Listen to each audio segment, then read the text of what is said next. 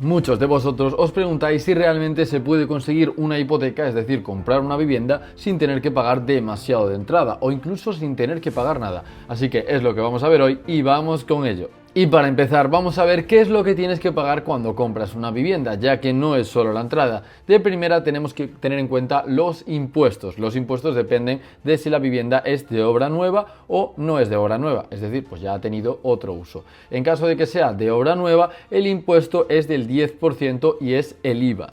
Y en caso de que sea una vivienda que ya ha sido utilizada, ya tiene otro uso, normalmente pagarás un ITP, que es en este caso el impuesto de transmisiones patrimoniales, que dependerá de la comunidad autónoma en la que estés. En este caso puede variar entre el 6,5 y el 8%. Estos porcentajes son siempre sobre el valor de la vivienda, es decir, si tú compras una vivienda que cuesta 200.000 euros y es nueva, pues tendrías que aplicarle un 10%, es decir, otros 20.000 euros que tendrías que pagar de IVA.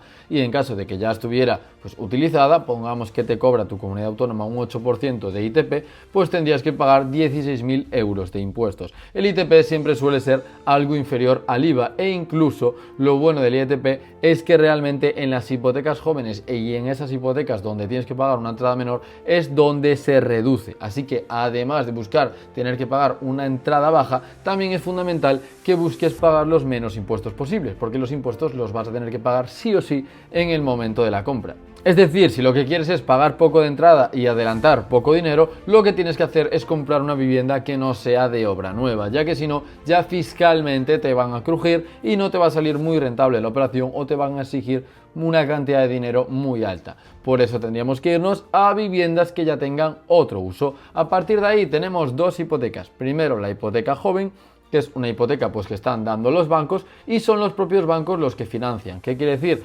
Normalmente una hipoteca suele ser de en torno al 80%. En este caso, la hipoteca joven, la ventaja que tiene es que puede llegar al 95%. En este caso, el banco lo que hace es darte el 95% y lo financia él. Entre el 90 y 95% suelen ser las hipotecas jóvenes. ¿Eso qué quiere hacer? Bueno, pues en este caso que tú vas a tener que pagar el restante 5% o 10% de entrada, pero ya te ahorras un porcentaje importante, porque lo normal es que tuvieras que pagar el 20% y solo te financiaran el 80%, con lo que si consigues una hipoteca joven, pues ya tenías que pagar la mitad o incluso menos de entrada. Lo que tiene la hipoteca joven es que normalmente te piden un aval.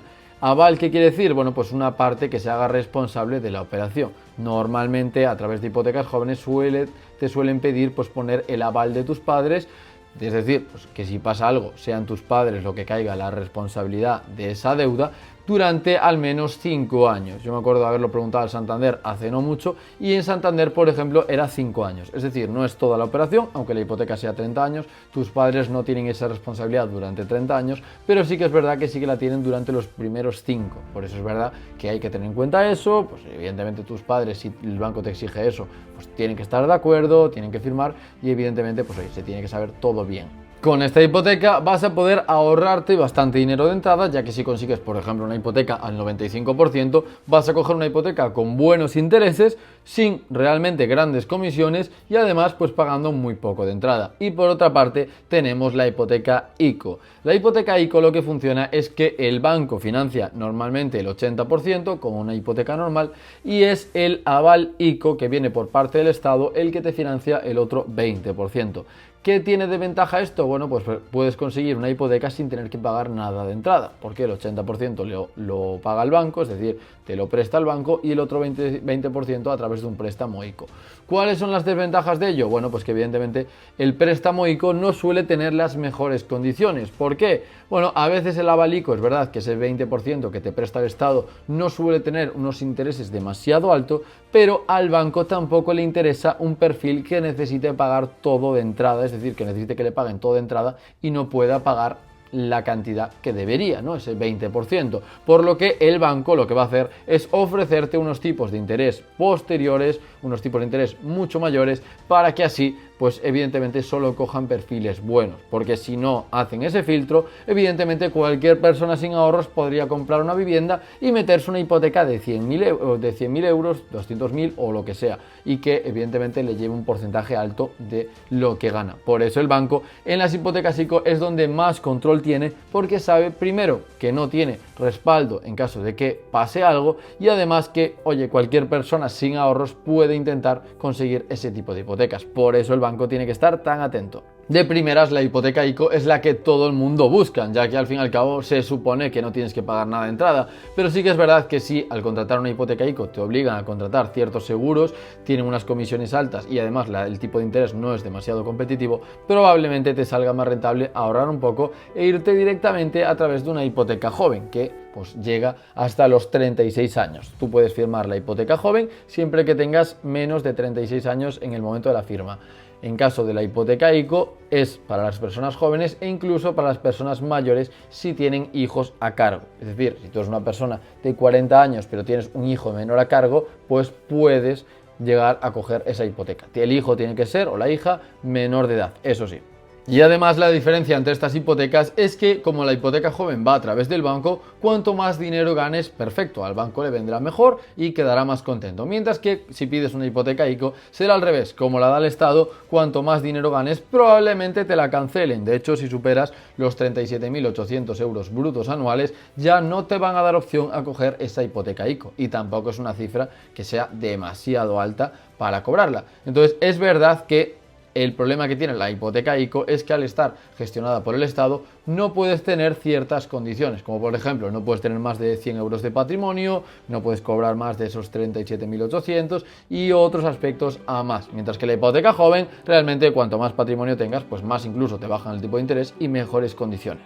La realidad de la hipoteca ICO hoy en día es que no han dado fondos para que se pueda aplicar. ¿Qué quiere decir? La ley está sacada, está todo preparado, pero no han dado dinero para que ese dinero que evidentemente, ¿para qué se destina? Bueno, pues ponen 100 millones para evidentemente pues cubrir los gastos de financiar el 20% de cada compra que se haga con hipoteca ICO. Entonces, si está la ley y está todo preparado, pero no hay fondos, es como si no estuviera prácticamente nada. Por eso este año está todo parado y si buscas una hipoteca ICO, la mayoría de los bancos ni se han enterado de cómo va, porque es algo pues que está la ley pero que no les sirve de nada, y los de los bancos lo saben y están cansados de que todo el mundo le pregunte, de que todo el mundo le diga que ya ha salido la ley y luego ellos cuando pregunten al Estado nadie les responda y digan que no hay fondos. Por eso los bancos siguen utilizando las hipotecas jóvenes y ofreciendo solo esa opción, porque la opción de la hipoteca ICO la mayoría de las veces es interminable, incluso puede que no llegue a ser, pues por el tema de que el Estado no ha dado dinero para ello. Y además hay otro aspecto a la hora de pedir una hipoteca. Si eres una persona que no tiene muchos conocimientos en el tema de hipoteca, o ya sea el sector inmobiliario, el banco se va a intentar aprovechar de ti diciendo, pues oye, que cojas una hipoteca mixta o variable, porque así te aprovechas si bajan los tipos de interés. Pero el problema que no te cuentan es que los tipos de interés, igual que bajan, también pueden subir, y en caso de que suban vas a tener que pagar mucho más de hipoteca, por lo que ahora mismo con los tipos de interés que tenemos, que puede ser en torno al 2,25, 2,5, una hipoteca a plazo fijo, es decir, solo pagas el 2,5% de interés anual, la mejor opción es coger la hipoteca fija y quitarte de problemas. ¿Por qué? Porque en caso de que suba los tipos de interés, tú te quedas con la misma, pagas lo mismo, pero en caso de que bajen, tú vas a otro banco y negocias para que te bajen ese tipo de interés. Es decir, pase lo que pase, ganas, porque si suben los tipos de interés, el resto de personas que habrán cogido mixta o variable pagarán más, tú sigues pagando lo mismo, y en caso de que bajen los tipos de interés, pues puedes negociar para conseguir una menor hipoteca. Uno de los aspectos más importantes a la hora de la hipoteca, de pedir una hipoteca, es contactar con todos los bancos posibles, porque cada banco te va a ofrecer unas condiciones, y si tú eres de esas personas que solo confía en que solo puedes pedir la hipoteca donde tengas el dinero, en el banco en el que tengas el dinero, solo vas a tener una opción y solo vas a poder elegir de ahí. Mientras que si eres una persona pues que dice, oye, voy a preguntar en todos que no tengo nada que perder, pues evidentemente cada banco te ofrecerá una opción y dentro de ahí pues tú elegirás qué es lo que te viene mejor. Pero evidentemente siempre es mucho mejor tener 10 opciones que tener una y cogerla, porque puedes pensar que esa una es buenísima y cuando realmente veas las otras 10, pues probablemente digas, oye, pues igual no es la mejor o igual lo sigue siendo, pero bueno, ya puedes comparar. Luego, uno de los aspectos más importantes es quitar las comisiones e intentar quitar los mínimos seguros posibles. Los seguros no son obligatorios, pero los bancos lo están utilizando para ganar dinero. Es decir, si el banco te dice que un seguro tienes que contratarlo sí o sí para que te den la hipoteca, realmente eso es ilegal, pero es verdad que si no lo coges, pues muchas veces no te dan la hipoteca y punto. Pero es verdad que no coger ese seguro no es nada, es decir, los bancos te lo suelen vender como que es algo obligatorio, pero nunca lo es. No hay ningún seguro que te pueda vender el banco con la hipoteca que sea obligatorio de coger, ya que el único seguro que tienes que tener tú como propietario es el de incendios y ese lo puedes contratar con cualquier tipo de entidad de aseguradora. De hecho, el seguro de incendios ya suele estar incluido cuando tú coges un seguro de hogar tradicional, que puede ser con la entidad que quieras. Y por último, vamos a hacer un resumen de cuáles son las cosas en las que más te tienes que fijar en la hipoteca. De primeras, tienes que comparar con todos los bancos para buscar las mejores condiciones. Cuantos más bancos compares, mejor. Respecto al tipo de interés, buscar siempre interés a tipo fijo, porque el variable te puede hacer que ganes si baja, pero te puede hacer que pierdas mucho si suben los tipos de interés. Así que eso no nos interesa, porque de aquí a 30 años todo es impredecible. Luego, el tema de los impuestos, saber que la vivienda de segundo uso, es decir, la vivienda que no es nueva, siempre suele tener beneficios fiscales e incluso puede tener reducción por ser joven. Es decir, el impuesto de transmisiones patrimoniales, que es el que tú pagas cuando compras una vivienda que ya ha sido utilizada, es de normalmente entre el 6,5 y el 8, pero sí que es verdad que si eres joven puedes llegar a pagar hasta un 2% o incluso hay comunidades pues que no se paga ITP si eres una persona joven. Eso está genial porque te hace ahorrarte decenas de miles de euros en impuestos. Si compras una vivienda de obra nueva, ahí no vas a tener ningún tipo de reducción, sea la comunidad que sea, y vas a tener que pagar muchísimo. Además de eso, saber que los seguros no son obligatorios, es decir, que son opcionales y que nunca te pueden obligar a ello, y además de ello, tener en cuenta que es fundamental saber cómo funcionan las hipotecas, es decir, cómo funcionan las amortizaciones. Lo que ocurre cuando tú coges una hipoteca es que debes, por ejemplo, si coges una hipoteca de 200.000 euros, debes 200.000 euros, por lo que los primeros años, como todos los años vas a pagar una misma cuota, pongamos 700 euros al mes, la realidad es que durante el año 1, 500 euros van a ir a pagar los intereses que generan esos 200.000 euros que debes y solo 200 a reducir la deuda. Y el último año al revés, probablemente de los 700, 600 vayan a reducir la deuda y solo 100 a intereses porque ya debes mucho más dinero. Por lo que si puedes amortizar la hipoteca un poquito antes, pues mejor, porque al fin y al cabo te ahorras decenas de miles de euros, sobre todo en los primeros años. Así que nada, yo soy Yago, espero que te haya gustado el vídeo y que te haya servido mucho. Si tienes alguna duda, déjamela en comentarios, activa la campanita de notificaciones para que te avise en cuando te llegue el próximo vídeo y nos vemos muy pronto.